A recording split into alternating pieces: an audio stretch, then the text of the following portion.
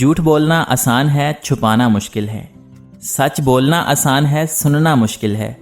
نفرت کرنا آسان ہے، جھیلنا مشکل ہے۔ انسان کہلانا آسان ہے، پر بننا مشکل ہے۔ بعض خواہشات کا مر جانا ہی اچھا ہوتا ہے، کیونکہ اگر وہ نہیں مرتیں تو وہ آپ کو مار دیتی ہیں۔ اگر مرد کی برداشت اور عورت کی زبان قابو میں ہے تو ہر گھر امن کا گہوارہ ہے۔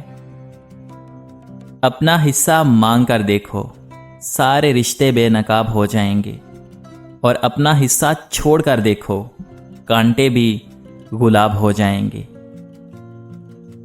زنا کی روک تھام کے لیے حکومت کو چاہیے کہ سورہ نور کو میٹرک کے نصاب میں لازمی مضمون کے طور پر شامل کرے۔ جس کو تم برا سمجھ کے ناپسند کر کے چھوڑ دیتے ہو، اس کو کوئی دوسرا اچھا سمجھ کے قبول کر لیتا ہے۔ کیا کوئی چیز ایک ہی وقت میں اچھی اور بری ہو سکتی ہے؟ وہ نہ اچھی ہے نہ بری، سوائے اس کے کہ تمہاری میں نے اسے برا بنا دیا اور کسی دوسرے کی میں نے اسے اچھا بنا دیا۔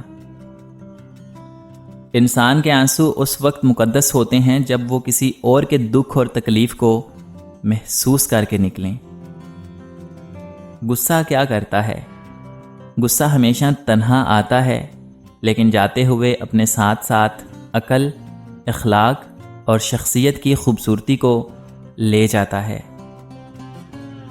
کیا واقعی ایسا ہوتا ہے کہ زبان کے تیز اور جلد غصے میں آ جانے والے لوگ عموماً بے ضرر اور دل کے اچھے ہوتے ہیں، جو ظاہری غصہ کر کے اپنا من ہلکا کر لیتے ہیں لیکن اپنے مخالف کو کوئی اور نقصان نہیں دیتے، جبکہ میٹھی زبان اور جذبات کو ایک زہریلی مسکراہٹ کے اندر چھپا کے دل میں دشمنی کا جذبہ رکھنے والے لوگ بہت ہی خطرناک زہریلے سانپ ہوتے ہیں، جو پیچھے سے حملہ کر کے اپنے مخالف کو چاروں شانے چھت کر دیتے ہیں۔ ایسے لوگوں کی عزت کریں جو فرصت کے اوقات میں آپ سے باتیں کرتے ہیں، لیکن ان لوگوں سے پیار کرو جو فرصت نکال کر آپ سے باتیں کرتے ہیں۔ دینا شروع کر دیجئے، آنا خود ہی شروع ہو جائے گا، عزت بھی اور رزق بھی۔ اس غریبی سے پناہ مانگو جو مایوس کر دیتی ہے، اور اس مال سے پناہ مانگو جو مغرور کر دیتا ہے۔ زندگی کا تجربہ تو نہیں، پر اتنا معلوم ہے کہ چھوٹا آدمی بڑے موقع پر کام آ جاتا ہے، اور بڑا آدمی چھوٹی سی بات پر اوقات دکھا دیتا ہے۔ کبھی کبھی ٹھوکریں اچھی ہوتی ہیں، ایک تو راستے کی رکاوٹوں کا پتہ لگ جاتا ہے، اور سب سے بڑھ کر سنبھالنے والے ہاتھوں کا پتہ چل جاتا ہے۔ بارات میں دلہا پیچھے اور دنیا آگے چلتی ہے، جبکہ میت میں جنازہ آگے اور دنیا پیچھے چلتی ہے، یعنی دنیا خوشی میں آگے اور غم میں پیچھے ہو جاتی ہے۔ جب بھی کوئی معافی مانگے تو اسے ضرور اس امید پر معاف کر دو کہ میرا رب بھی مجھے قیامت کے روز اسی طرح معاف فرمائے گا۔ دنیا میں سب سے مہنگی چیز ہے بھروسہ، جسے بنانے میں عمریں بیت جاتی ہیں اور گنوانے میں چند سیکنڈ لگتے ہیں۔ علم یہ نہیں کہ بات کتنی گہری ہے اور الفاظ کتنے مشکل ہیں، علم یہ ہے کہ بات کتنی ضروری ہے اور الفاظ کتنے سادہ ہیں۔ کچھ عورتیں اپنی نفرتیں بچوں کے کچے ذہن میں ڈالتی ہیں، تمہاری پھوپھی نے ایسا کیا، تمہاری دادی تو فلاں بات کہتی تھی۔ وقت گزر جاتا ہے، بچوں کے دل میں نفرتیں پیدا ہو جاتی ہیں۔ ایسی باتیں بچپن میں معصومیت اور بڑے ہونے پر رشتے چھین لیتی ہیں۔ رشتے بہت نصیب سے ملتے ہیں، اپنی خاطر بچوں کے رشتوں کو چھیننا اچھی بات نہیں۔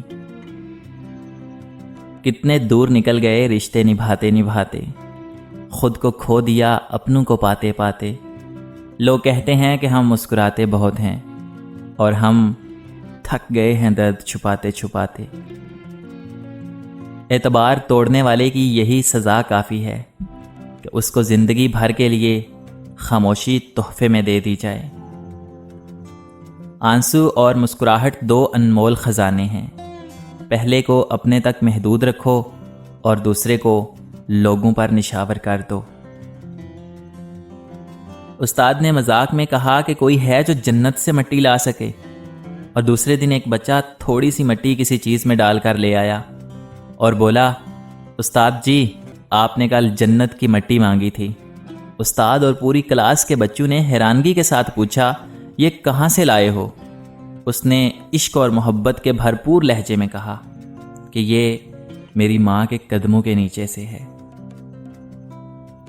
جس بڑے بھائی نے ماں باپ کا سہارا بن کر محنت مزدوریاں کر کے اپنے چھوٹے بہن بھائیوں کی ضرورتیں اور خواہشیں پوری کی ہوں، بڑے ہو کر ایسے بھائی کے سامنے اس کا شریک بن کر نہیں بلکہ اس کے ساتھ اس کا بازو بن کر کھڑے ہونا چاہیے۔